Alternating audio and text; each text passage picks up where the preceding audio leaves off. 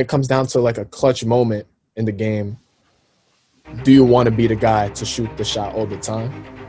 I would. I would, if I worked hard the whole game, kill myself in defense, kill myself in offense to get something. I want to be that guy to finish it off.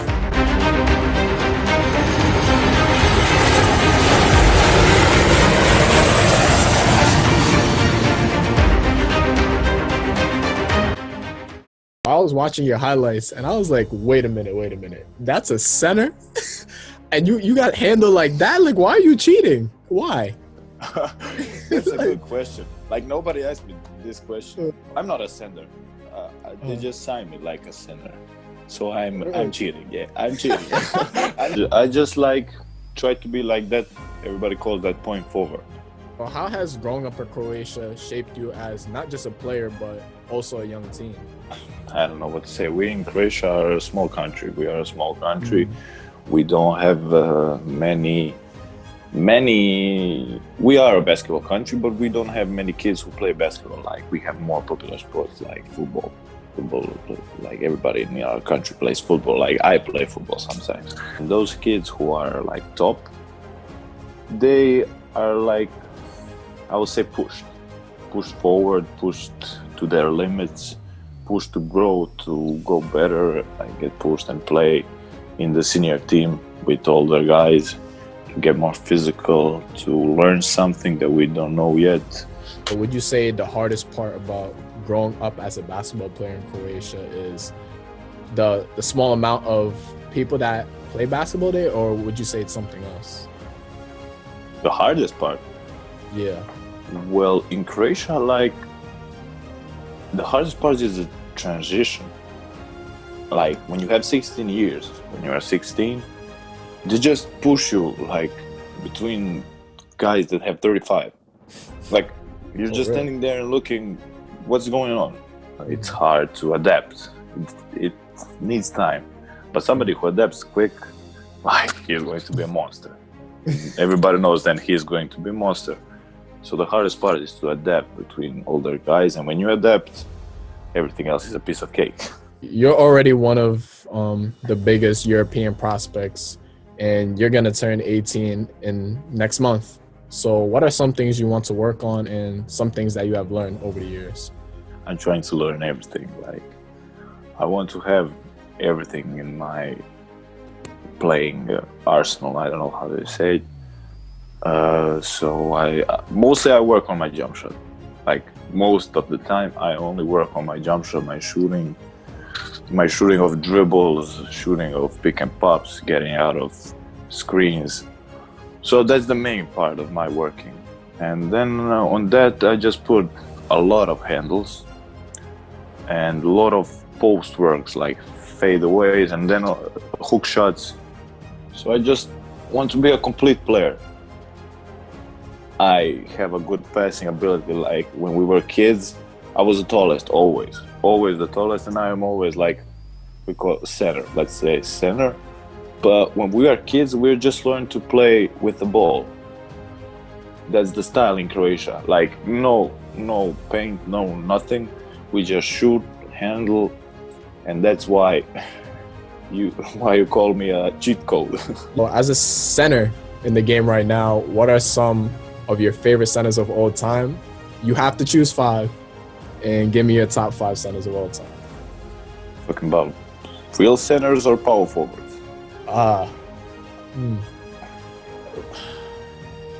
You know what? Give me your centers. Give me your centers. Centers? Yeah. Like, first one is Hakeem. He's number 1 for me. He's definitely, like, the most talented center played in the NBA. Right. Second, I would say Shaquille, because he's a monster. Like, he's a monster. Nobody. I think there was never, like, that physical player like him in the NBA, and I don't think it will be soon. The next one, I would say Kareem, because he just dominated the NBA in his era. Fourth one, Wilt. Wilt was a great player. Like, he was unstoppable.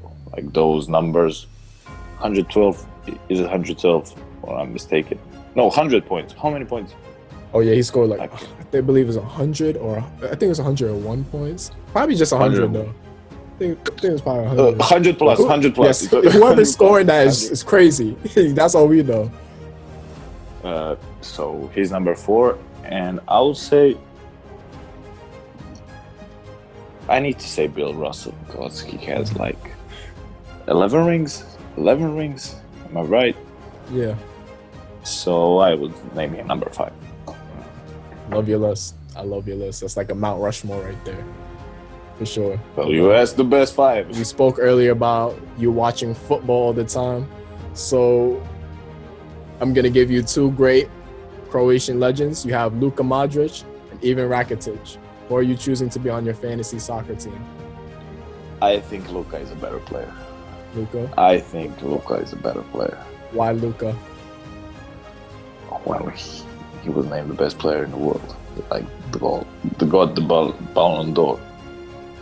What do we have to say more? What do we have to say more? True. Honestly, I like Rakitic more because he played for the better team. Okay. Yeah. What? Yep. Wait.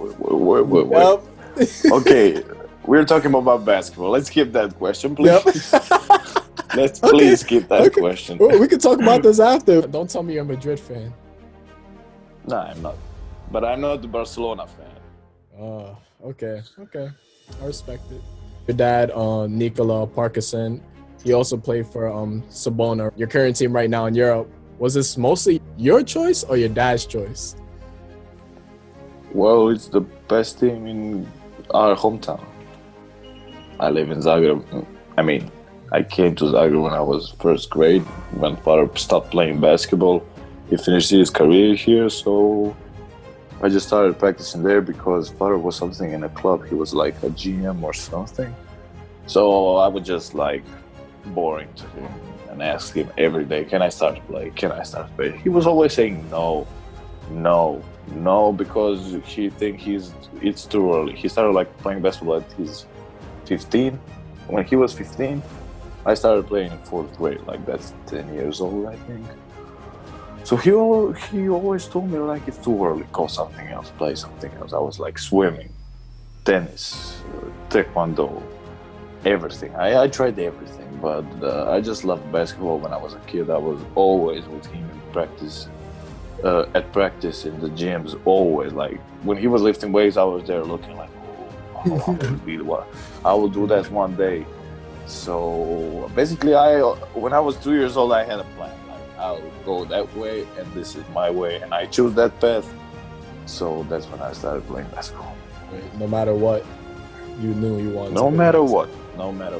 What was some advice that your dad gave you that you've kept with yourself every day? Basically, like everything. We talk about everything. Like we go through everything. Especially when I make mistakes. When I make mistakes, we basically go through them. We watch the game that I played bad, like something like that. So we basically go through the game and watch every mistake. We stop the video, return the video, watch it again, then I return again, then watch it again. So I need to say he advises me at everything. And then I just try that to bring into my game. If Bogdanovic played in the series against the Nuggets, does Denver still win the series after being down 3-1? Well, that's a hard question. I think Jazz will win. Like, Donovan wouldn't play that great, but I think Jazz will still win. I think they're a better team. But what Denver made this year, like 3-1 2 times, that won't be made like in the next 50 years. If you let's be real, Bojan is that kind of player that scores 20 and you like doesn't take many shots. Yep. He doesn't play with the ball all the time. Like he's like unseen, but when you look at the stats after the game, he has 20. Yeah, let's be real. It's like a silent 20 points. Yeah.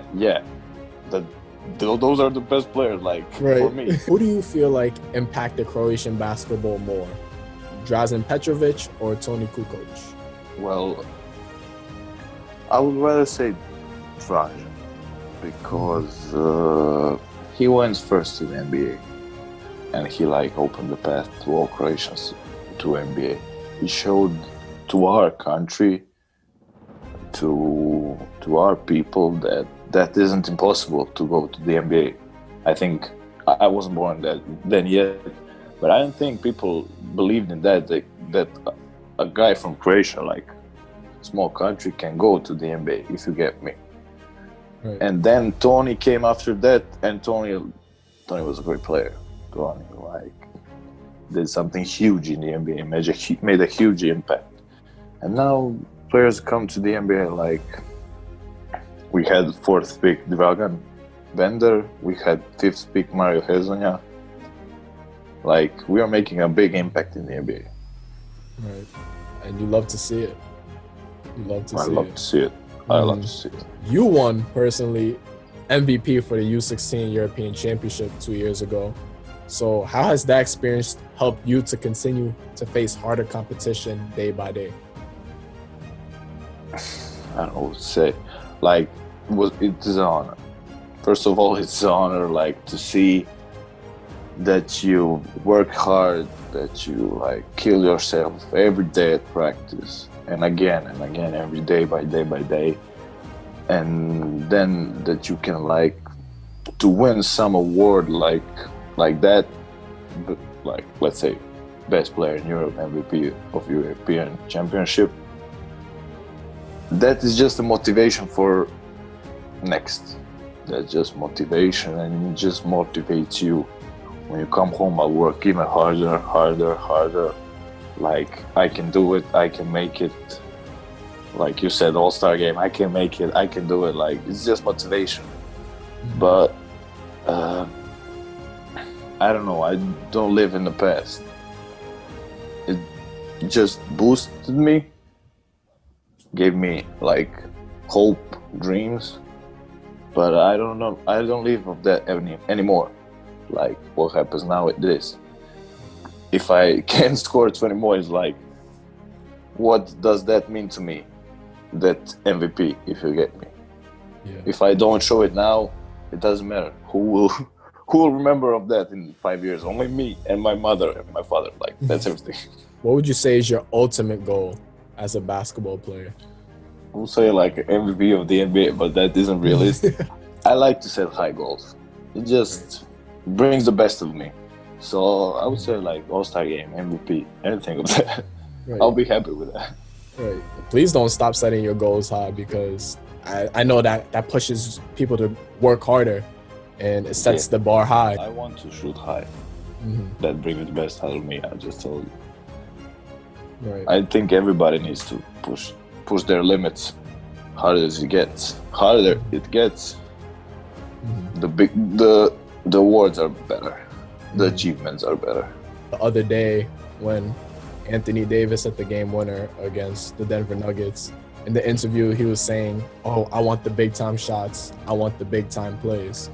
As a talented player like yourself, when it comes down to like a clutch moment in the game, do you want to be the guy to shoot the shot all the time? I would. If I worked hard the whole game, like kill myself in defense, kill myself in offense to get something. I want to be that guy to finish it off. Why not? Like, I want to have something in my hands to depend something on me. So I agree with Anthony in that. Yeah. I would love to take those big time shots. Right. So basically, depending on how your game was that day. No, right. It doesn't matter if I have a bad game. Mm-hmm. If I have a bad game, and if my team expects me to take the shot, if they know he's our best player, he has to take the shot, I will always take the shot. Right. Like Lakers probably depend on Anthony. Like they want him to take the shot, so let him take the shot.